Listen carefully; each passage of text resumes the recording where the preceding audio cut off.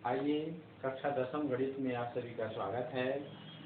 आज हम अध्याय 4.1 समांतर श्रेणी से संबंधित कुछ और प्रश्नों को हल करके देखते हैं। आज का प्रश्न है, यदि किसी समांतर श्रेणी का 11वां पद 38 और 16वां पद 73 है, तो इस श्रेणी का 31वां पद ज्ञात कीजिए। तो क्या दिया है प्रश्न में, उसको सावधानी पूर्वक पढ़िए और क्या ज्ञात करना है उसके आधार पर फिर हम आगे बढ़ते हैं। ठीक है। तो यदि किसी समांतर श्रेणी में प्रथम पद और सार्वंतर स्पष्ट न हो, ठीक है, तो हम उस समांतर श्रेणी के लिए प्रथम पद को हमेशा ए मानेंगे और सार्वंतर को डी मानेंगे। यहाँ पर प्रथम पद और सार्वंतर का उल्लेख नहीं है, तो हम मान लेते हैं, माना कि समांतर श्रेणी का प्रथम पद ए और सार्वंतर डी है। सार्वंतर क्या है? डी है। अब देखिए यहाँ पर और मान क्या लेते हैं, तथा पदों की संख्या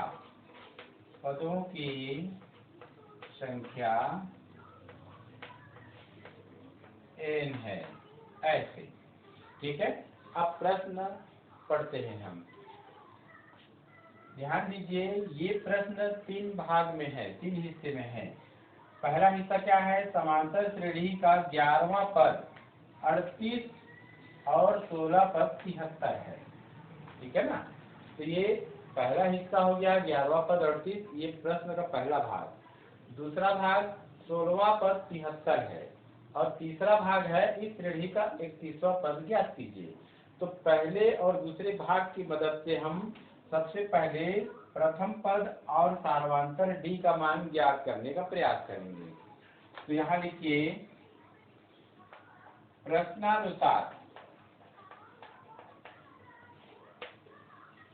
समांतर श्रेणी का 11वां पद 38 है, तो श्रेणी का 11वां पद होता है A11। क्या होगा? A11। और इसका मान कितना है? 38। यानी श्रेणी का 11वां पद का मान 38 है, तो ये दोनों बराबर होगा। तो जैसे कि आप जानते हैं 11वां पद को कैसे लिखेंगे, A + 10D ऐसे, और ये बराबर हो गया क्या? 38। इसे हम समीकरण 1 नाम दे देंगे। पुनः प्रश्नानुसार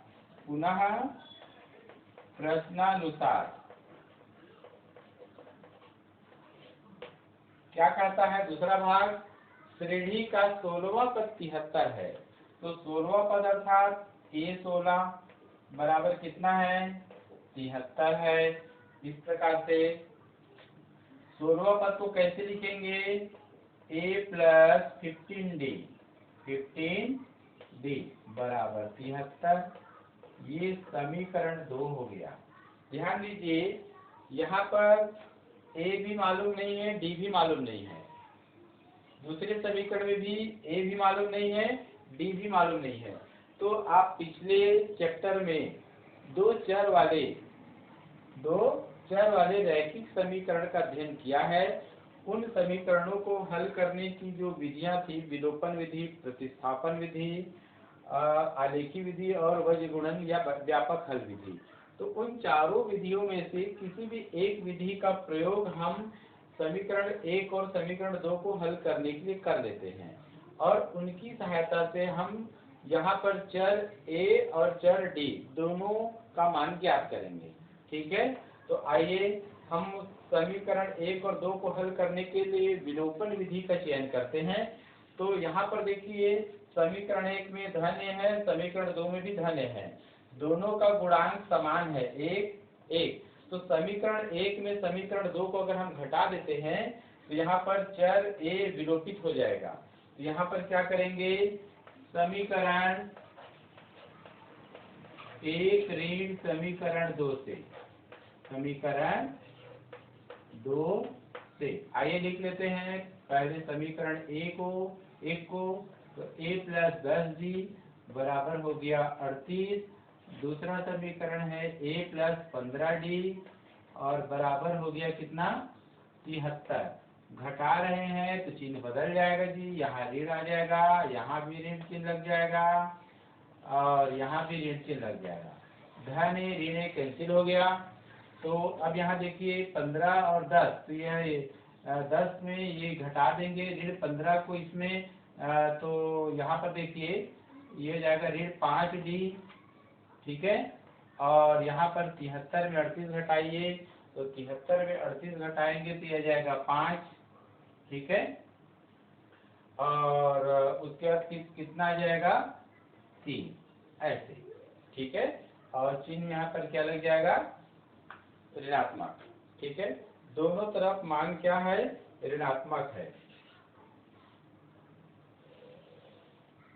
तो ये हो जाएगा धनात्मक आ जाएगा। तो 5d बराबर हो जाएगा 35। तो d बराबर क्या हो गया 35/5, तो आ गया कितना 7, अर्थात d का मान आ गया 7, ऐसे। इस d के मान को समीकरण 1 या समीकरण 2 में हम रख देंगे। d बराबर 7 का मान समीकरण 1 में ही रख दीजिए। 1 में रखने पर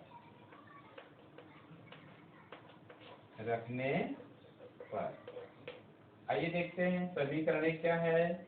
एक बार समीकरण को लिख लीजिए, सहूलियत होगा लिखने में आप लोगों को। ये ऐसे d की जगह क्या रखेंगे 7, तो a प्लस 10 गुणित 7, तो ये हो जाएगा 38। आगे हल कीजिए तो हो गया 10 सत्ते 70 बराबर कितना आ गया 38। तो यहाँ पर देखिए मान क्या आ रहा है a बराबर 38 ऋण कितना आ गया 70। आप घटाइए कितना आ रहा है उसमें, तो 70 में 38 को आप वर्ग कर सकते हैं। देखिए 2 हो गया और ये कितना आ गया 32। तो इस प्रकार से a का मान यहाँ प्राप्त होता है ऋण 32। क्या होगा ऋण 32 प्राप्त हुआ। अब आपको क्या करना होगा, a का मान निकल गया ऋण 32, d का मान आ गया 7। तो दोनों की सहायता से अब हम श्रेणी का 31वां पद निकाल सकते हैं। यहाँ पर निकाल लीजिए। इसलिए श्रेणी का समांतर श्रेणी का 31वां पद a31 बराबर हो जाएगा a प्लस 30d, ऐसे। a का मान अभी हम प्राप्त किए हैं ऋण 32 और d का मान कितना मिला था 7, रख दीजिए मान को। तो ऋण 32 हाँ गुणा कीजिए 7 या 21 210। अब 210 में आप 32 को घटा दीजिए। 210 में किसको घटाएंगे 32 को, तो ये हो गया 8। और इस प्रकार से यहाँ 7 178 प्राप्त होगा। ये हो गया उत्तर, ऐसे। तो यदि किसी समांतर श्रेणी का 11वां पद 38 और 16वां पद 73 है, तो इस श्रेणी का 21वां पद का मान 178 होगा। इस प्रकार आंसर। आइए दूसरा प्रश्न को देखिए क्या कहता है।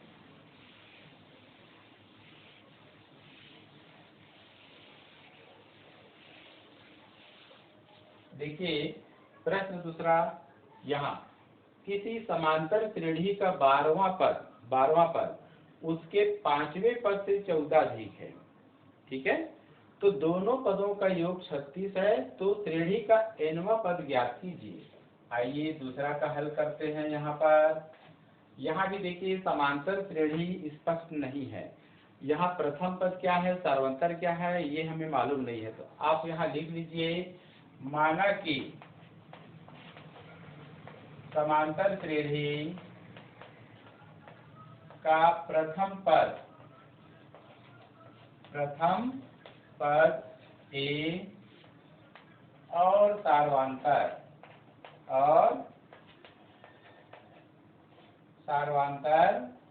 डी है। ऐसे अब हमें क्या करना होगा, प्रश्नानुसार लिखेंगे। प्रश्नानुसार ध्यान देना है। यहाँ भी प्रश्न को सावधानी पूर्वक पढ़िए। प्रश्न यहाँ भी 3 हिस्से में है। पहला हिस्सा है समांतर श्रेणी का 12वां पद उसके 5वें पद से 14 अधिक है, ठीक है। दूसरा हिस्सा है श्रेणी के दोनों पदों का योग 36 है, 2 हिस्सा हो गया। तीसरा हिस्सा है श्रेणी का nवां पद ज्ञात कीजिए। तो पहले और दूसरे हिस्से या भाग से हम क्या करेंगे, सार्वंतर डी और प्रथम पद ए का मान पहले ज्ञात करेंगे। तो यहाँ पर लिखेंगे प्रश्नानुसार समांतर श्रेणी का 12वां पद, तो 12वां पद उसके 5वें पद से 14 अधिक है, तो यहाँ लिख देंगे 12वां पद उसके 5वें पद से 14 अधिक है, 14 अधिक है। अर्थात हम इसे ऐसे लिख सकते हैं, 12वां पद को लिखेंगे A12 और 5वां पद को लिखेंगे A5। तो अगर 5वें पद में 14 जोड़ देंगे तो 12वें पद के बराबर हो जाएगा। अर्थात हम इसे ऐसे लिखेंगे। आइए 12वां पद को कैसे लिखेंगे, A+11D और 5वां पद को लिखेंगे A+4D और A+14। ध्यान दीजिए, यही समीकरण बन गया। ये दोनों पक्षों में A आया है, A को कैंसिल कर दीजिए। क्या बचा यहाँ, 11D बराबर यहाँ 4D धन 14। 4D को इधर पक्षांतर कीजिए तो 11D ऋण 4D बराबर 14। तो ये घटा दीजिए तो 7 4 11, तो 7D बराबर 14। तो D का मान क्या आ गया, 14/7। 7 एक कम, 7 दूनी 14। तो D का मान हमें प्राप्त होता है 2। क्या मान मिला, 2। इस D के मान को समीकरण, देखिए इसको याद रखना है। अभी यहाँ पर दूसरा समीकरण हमको प्राप्त करना होगा कि समांतर श्रेणी के दोनों पदों का योग 36 है। तो पुनः प्रश्नानुसार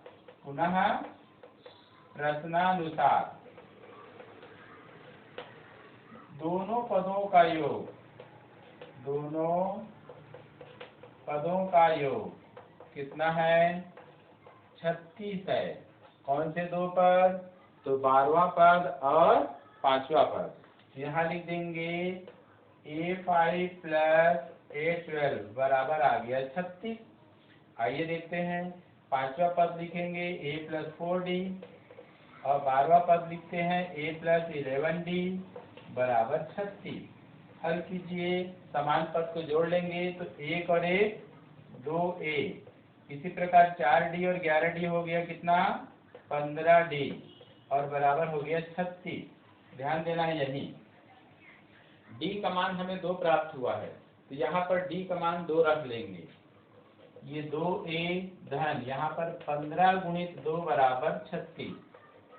चूंकि D बराबर 2 है हमें प्राप्त, तो आगे इसको हल कीजिए तो 2A धन 15 दूनी 30 बराबर 36। 30 को पक्षांतर कीजिए तो 36 ऋण 30, तो कितना मिला, 2A बराबर मिल गया 6।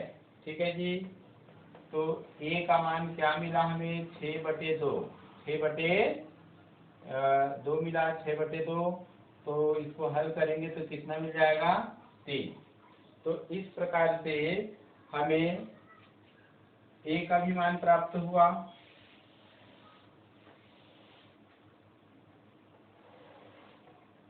क्या प्राप्त हुआ, A का मान प्राप्त हुआ 3। अब प्रश्न के तीसरे हिस्से में आते हैं।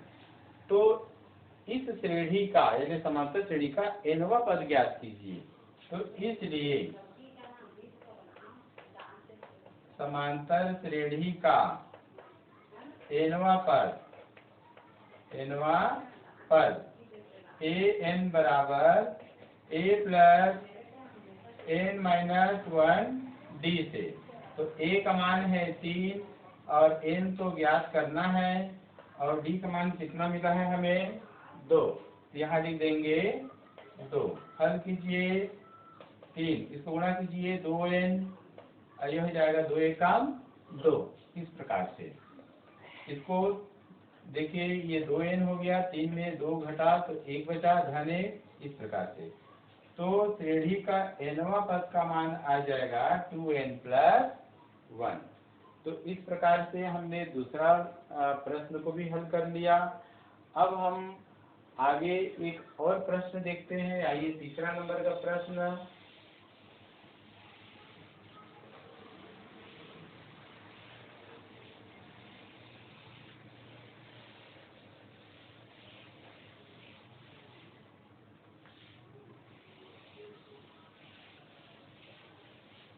आइए प्रश्न क्रमांक 3 देखते हैं इसका हल।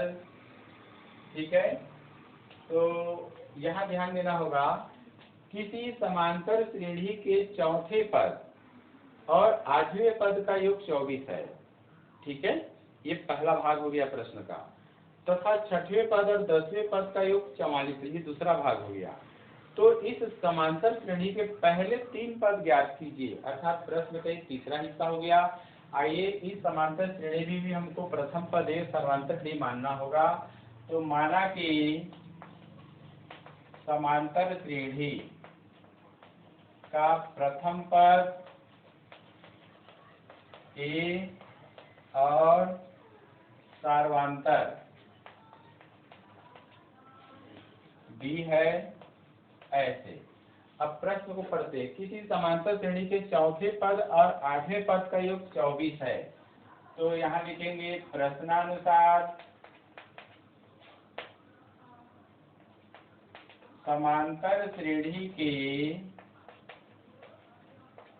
चौथे पद व 8वें पद का योग कितना है?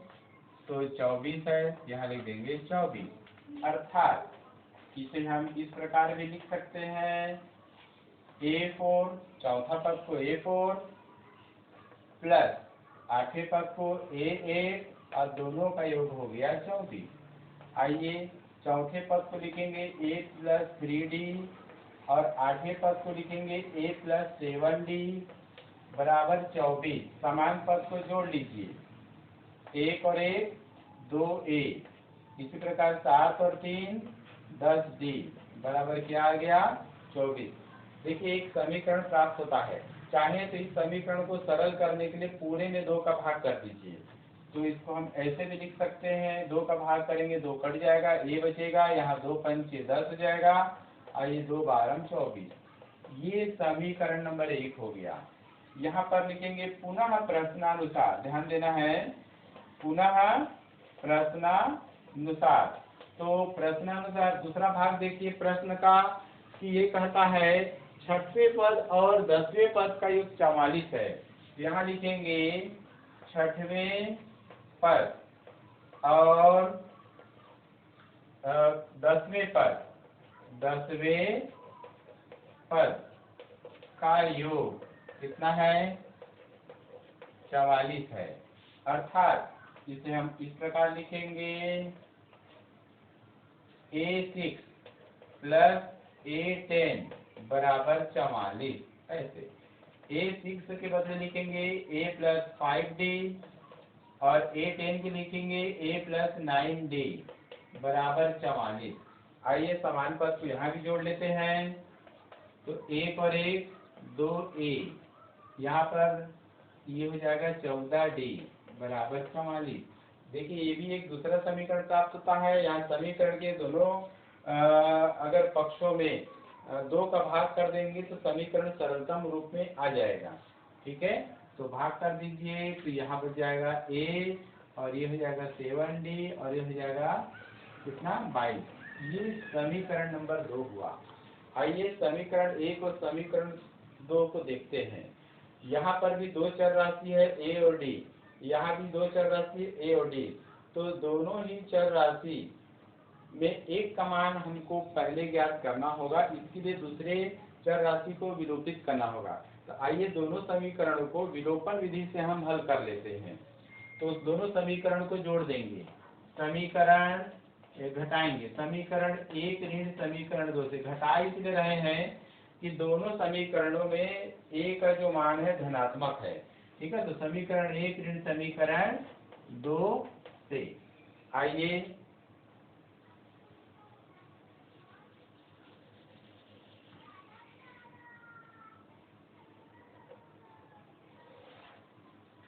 यहाँ लिखेंगे, पहला समीकरण को लिखिए a प्लस 5d बराबर 12 और दूसरा समीकरण को लिखिए a प्लस 7d बराबर कितना 22।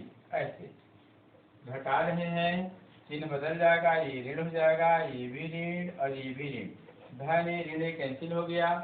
यहाँ देखिए ऋण 7d में धन 5d को जोड़ेंगे तो ऋण 2d हो जाएगा।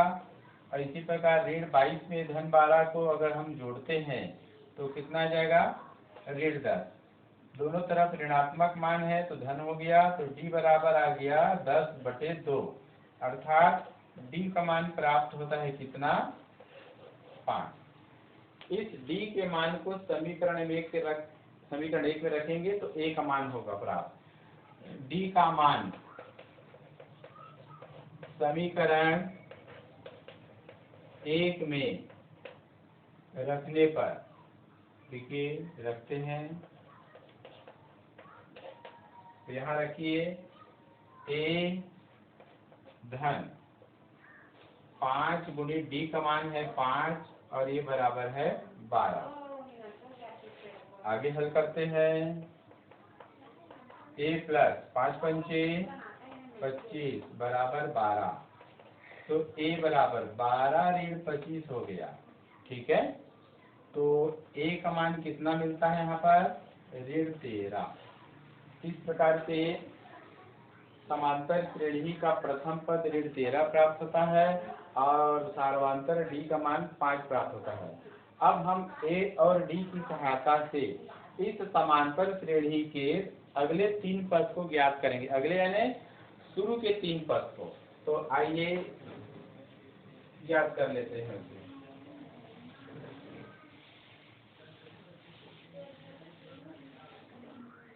तो यहाँ लिखेंगे इस प्रकार समांतर श्रेणी के पहले 3 पद निम्नलिखित है,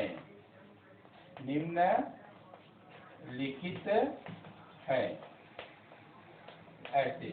तो 3 पद निम्नलिखित, तो पहला पद है a1, तो a1 अर्थात a, इसका मान क्या है यहाँ पर देखिए ऋण 13 हो गया, ऐसे। दूसरा पद a2, तो a2 में प्रथम पद में सर्वांतर को जोड़ते हैं तो a प्लस d हो गया, a का मान है ऋण 13 और d का मान कितना मिला है 5, तो इस प्रकार आ गया ऋण 8। तीसरा पद a3, तो a प्लस 2d होता है, तो a का मान ऋण 13 और d का मान है 5, तो इसे लिखेंगे ऋण 13 धन 5 दूनी 10, यानी आ गया ऋण 3। तो इस प्रकार समांतर श्रेणी के अभिष्ट 3 पद, पहले के 3 पद कौन कौन से होंगे ऋण 13, ऋण 8 और ऋण 3 होंगे। चाहे तो इसे लिख सकते हैं, तो अतः अभिष्ट समांतर श्रेणी लिख लीजिए। क्या लिखेंगे अभिष्ट समांतर श्रेणी,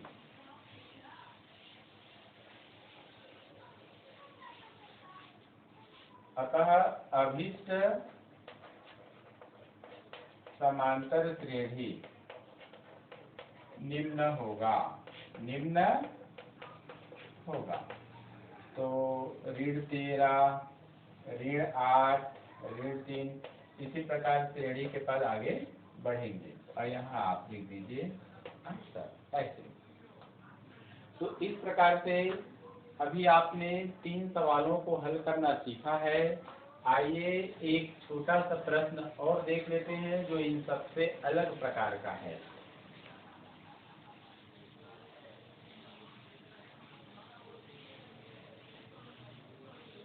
आइए प्रश्न क्रमांक 4 देखते हैं, ध्यान देंगे। इस अलग प्रकार का प्रश्न है। प्रश्न 4 है, n के किस मान के लिए n के किस मान के लिए समांतर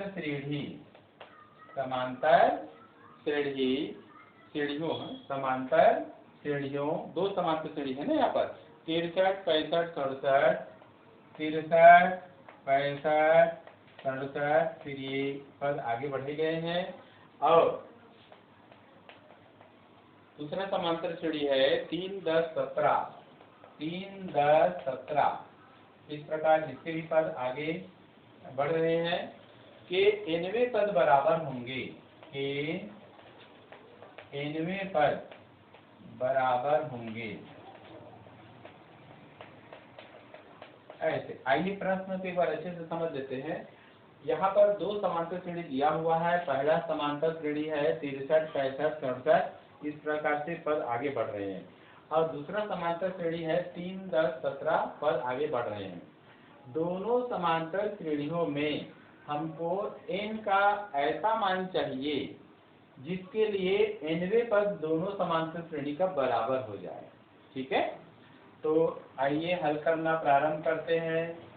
तो सबसे पहले समांतर श्रेणी के लिए लेंगे। पहले समांतर श्रेणी के लिए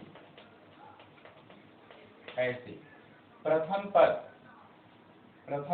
a का मान क्या होगा, देखिए a1 बराबर a है, कितना है 63 है। ठीक है, दूसरा पद a2 कितना है तो 65 है। तो इसलिए सार्वंतर क्या हो जाएगा, तो सार्वंतर d बराबर में जाएगा a2 माइनस a1। तो 65 ऋण 63 कितना आ गया 2, अर्थात सार्वंतर d का मान आता है 2। ठीक है, तो हमें क्या करना होगा इसके लिए, अब हम सार्वंतर निकाल लिए हैं। तो अब हमें यहाँ पर nवा पद निकालना होगा। n के किस मान के लिए nवें पद बराबर है, अर्थात इस पहले समांतर श्रेणी का nवा पद क्या होगा ये निकालेंगे। तो इसलिए समांतर श्रेणी अर्थात पहले समांतर श्रेणी का nवा पद,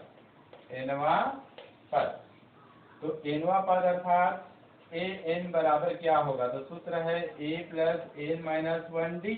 ऐसे मान रखिए, तो ये तो an ही होगा। और प्रथम पद का मान आया है 63 और n का मान मालूम नहीं है, d का मान कितना है 2। हल कीजिए तो 63 धन 2 एकम 2 n हो गया और ऋण 2 एकम 2।